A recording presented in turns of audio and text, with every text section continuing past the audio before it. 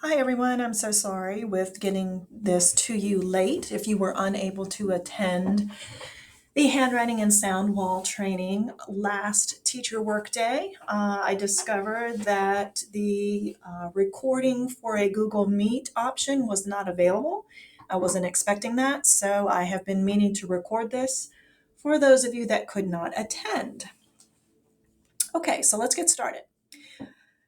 Erin Russell is our occupational therapist here at White Oak, and she is the expert at handwriting, pencil grips, things like that. I'm going to do my best to speak to her slides today, just to give you a little information that she shared about handwriting. I think one piece of good advice that she passed out that day is that you as an instructional assistant is a second set of eyes for the classroom teacher.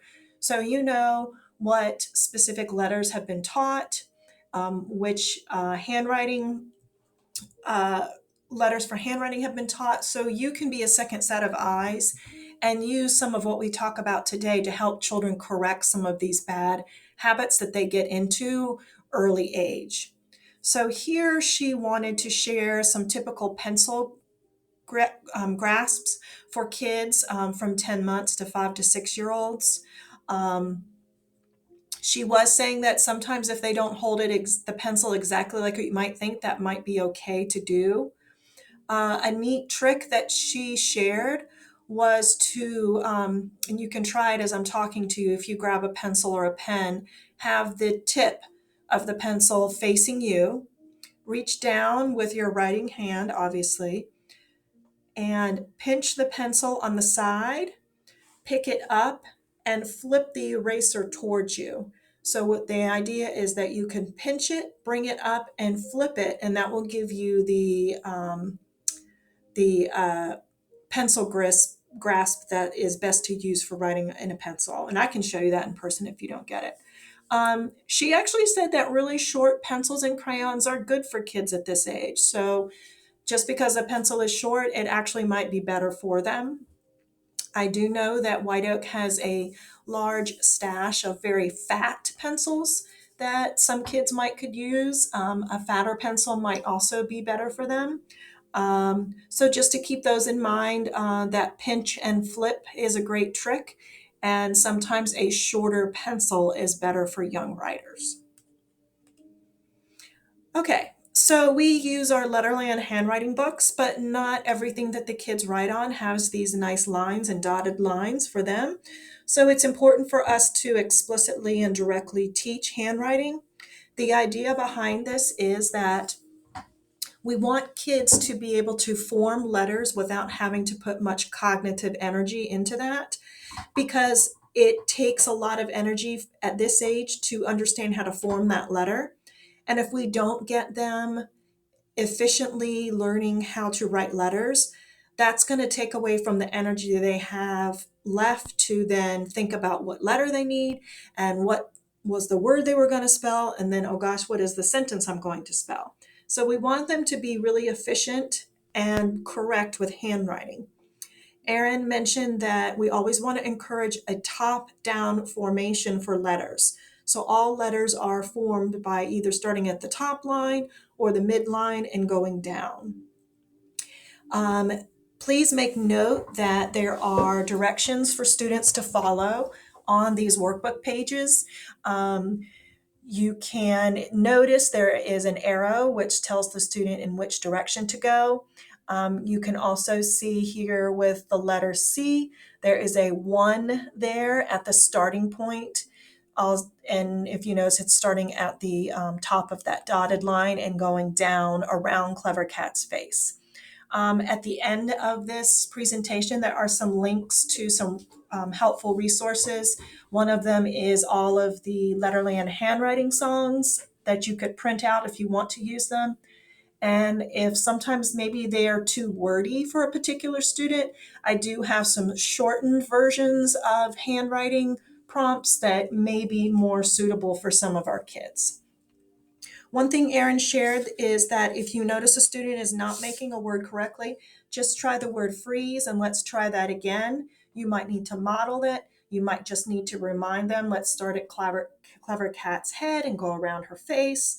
Um, uh, but we want to correct these habits before they become incorrect and the kids get used to making letters the wrong way.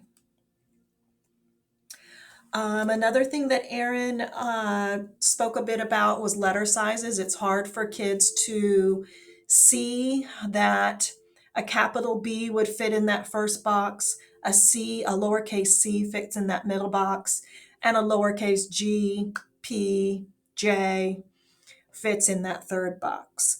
So we really need to emphasize that letters are touching the correct lines and keep it very simple and direct.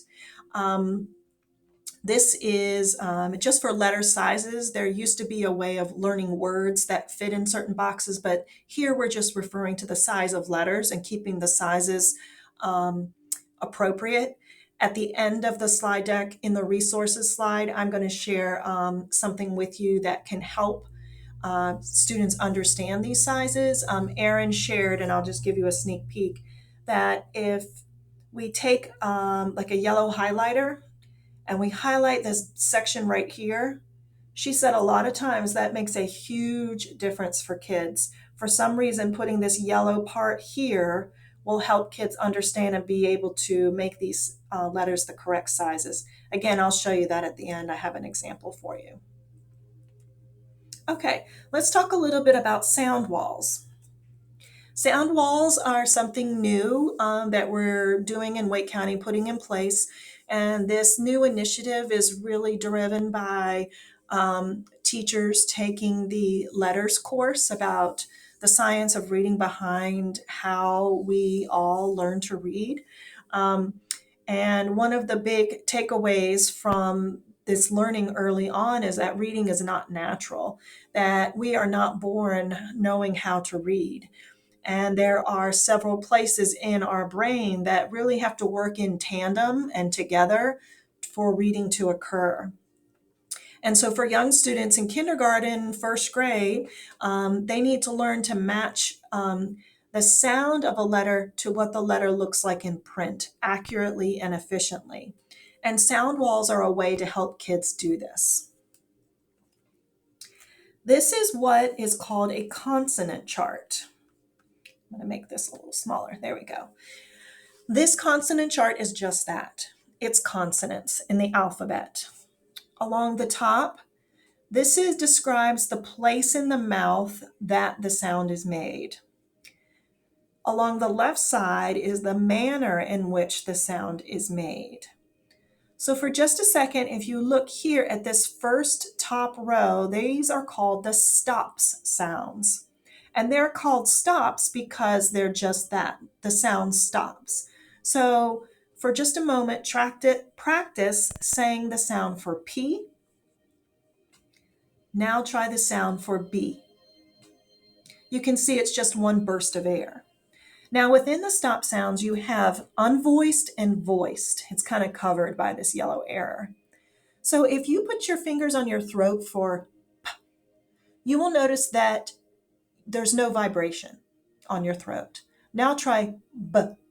Can you feel that the difference there? There's a bit of a vibration, so your voice box is being used. And when we make those sounds, our lips are together.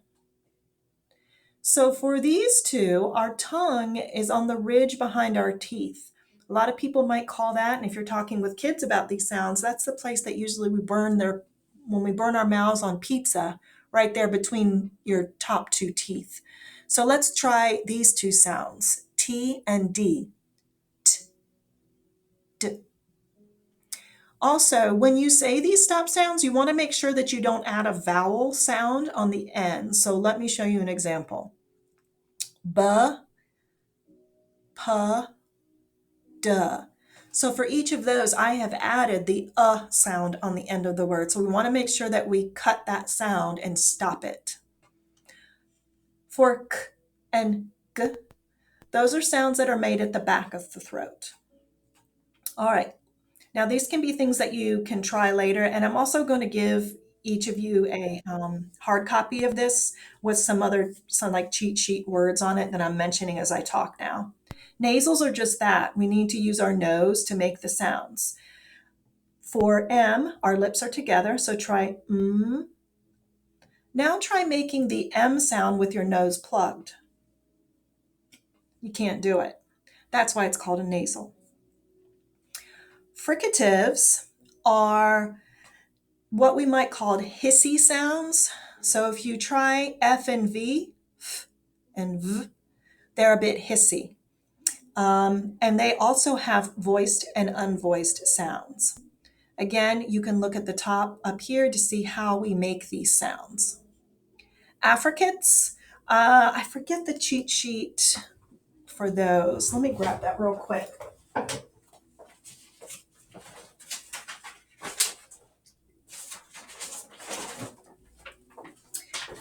These are sounds that stop air before releasing the sound.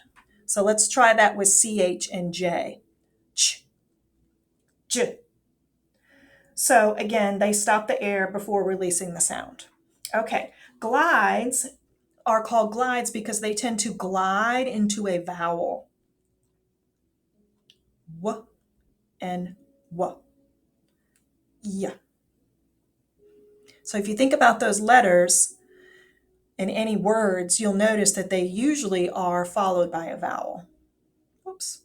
The last one is liquids, and they are hard to separate from a preceding vowel, and they tend to float in your mouth.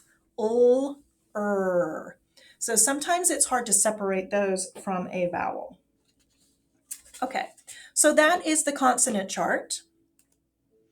Now, the other special letters. We have vowels, and vowels are organized in something called a vowel valley. And it is organized in a valley shape or a V shape. The sounds up here start with a tight smile. Then we go down to an open position if the doctor wants to check your tonsils. And then all the way up to lips are puckered at the top here. I'll go through these vowel sounds and you can follow along.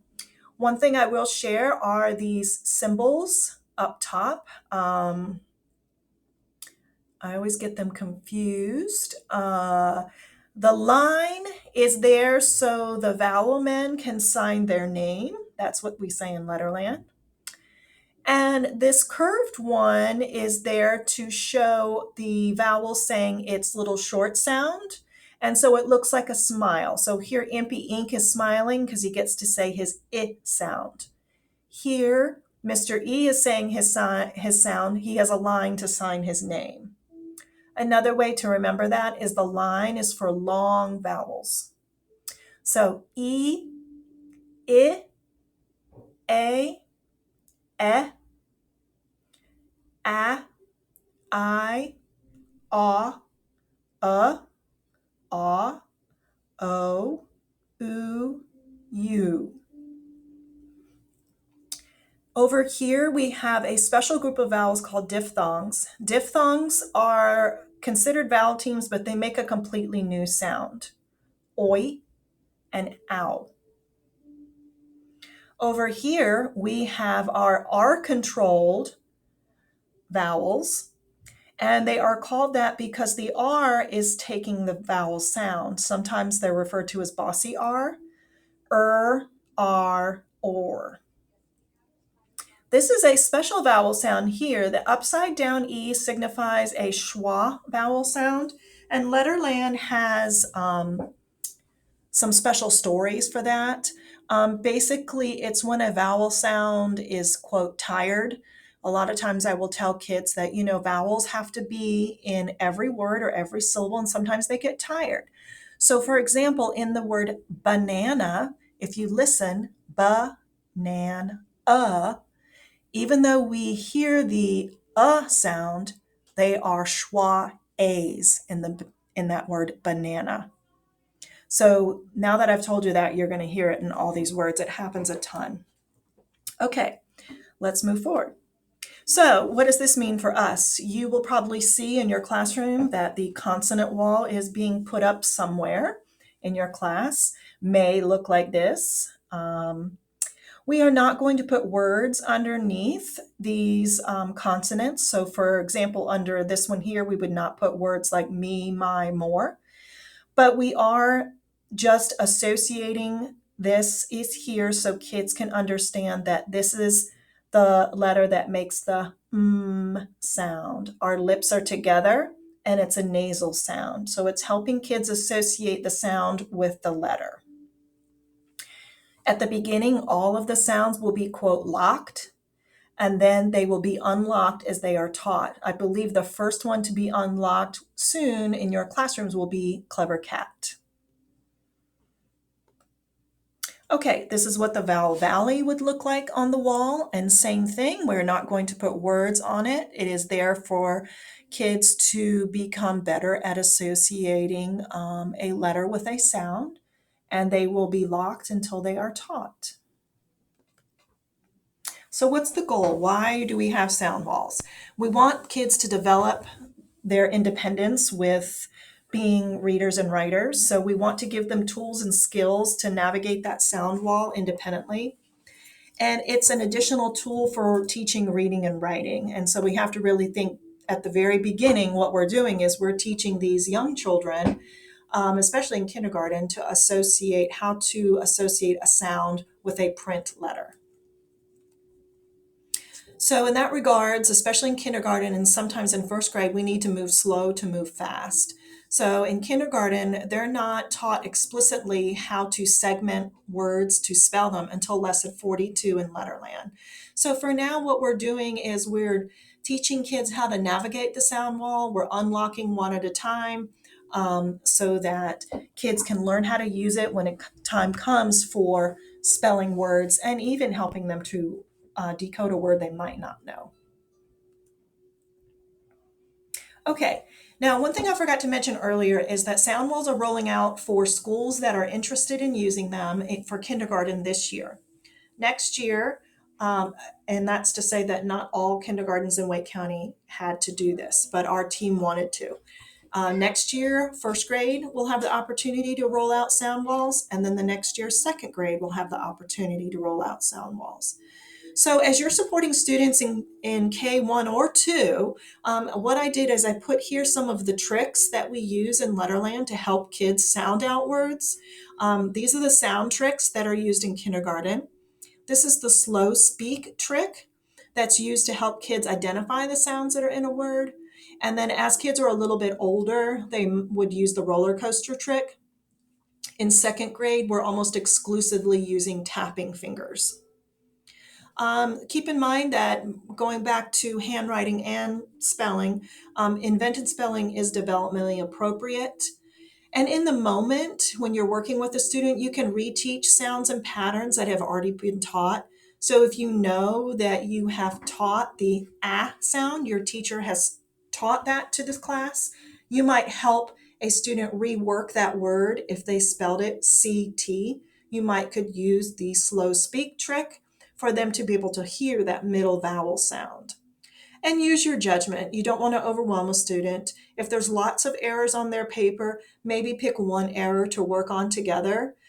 Maybe just one letter formation, maybe it's spacing. So I think sometimes a lot of these papers we can see lots of teaching points, but it might overwhelm them. So maybe pick the one that'll give you the biggest bang for your buck. So you can decide by student, maybe what's one skill you could help them improve on that piece of paper. And again, you're that second set of eyes. So you know what they've been taught. So you can be that second set of eyes to help them rework it on that paper in that moment. Okay, didn't mean to start this. Okay, here's that resources page I was talking to you about. These are the Letterland and handwriting song lyrics, if you want to print them out and have them so you can use them. These are the Letterland sounds and sound tricks. I like this document because it's going to give you almost all the letter combinations in Letterland and explain them a bit. Here are some shortened handwriting directions or prompts, both for capital and lowercase. This might be good for some kids that have a shorter attention span because they're much more explicit and less wordy than the Letterland songs. Here is a link to what we were talking about with the yellow line on handwriting paper. It's something called small, tall, and fall letters. Let me just show you that. So if you see this, these are all of our small letters and they fit within that if we were going to put a yellow mark there. It's a way for kids to know, how, number one, how to properly form it, but also to get the right size. And then the last thing that's linked here is just an information article about the transition to sound walls. If you've been in education for a long time, you might have seen something called a word wall in classrooms, and that was a wall with letters of the alphabet, and then under each one were words that began with that sound. So we are phasing those out and going to the direction of sound walls. So I went through that really quick. Again, I apologize for this being so late to get to you. Please see me if you have any questions about what's here. And thank you all for being, like I said, that extra set of expert eyes in classrooms. And that's it for this time.